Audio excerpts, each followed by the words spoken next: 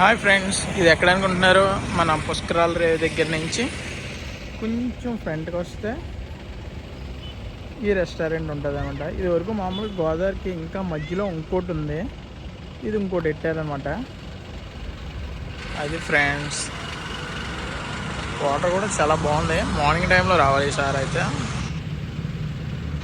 చూడండి ఫ్రెండ్స్,